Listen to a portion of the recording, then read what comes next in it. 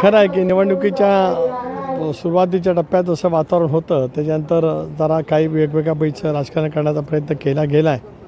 परंतु देशाचे पंतप्रधान नरेंद्र मोदी, एकनाथराव शिंदे, देवेंद्रजी फडणवीस, अमितभाई शाह, अजितदादा पवार या सर्वांच्या प्रचंड मेहनतीतून आम्हाला चांगल्या प्रमाणावरती यश त्या ठिकाणी निश्चितपणाने मिळणार आहे. राज्यात महायुतीला किती जागा मिळतील अंदाजे? बघूया, आता काही क्षणाचा अवधी राहिला आहे.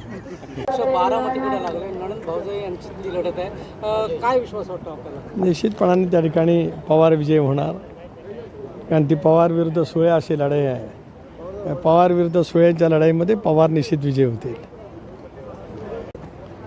भावना एकच आहे की विजयाची 100% खात्री घेऊनच महायुतीच्या माझ्या सर्वच पक्षाच्या कार्यकर्त्यांनी नेत्यांनी केलेली मेहनत, रायगड रत्नागिरी मतदारसंघातील जनतेने दाखवत असलेला विश्वास, यामुळे पूर्णपणाचा आत्मविश्वास आहे की दुसऱ्यांदा 32 रायगड रत्नागिरी लोकसभा मतदारसंघातून एनडीएच्या मार्फत सेवा करण्याची संधी मिळेल.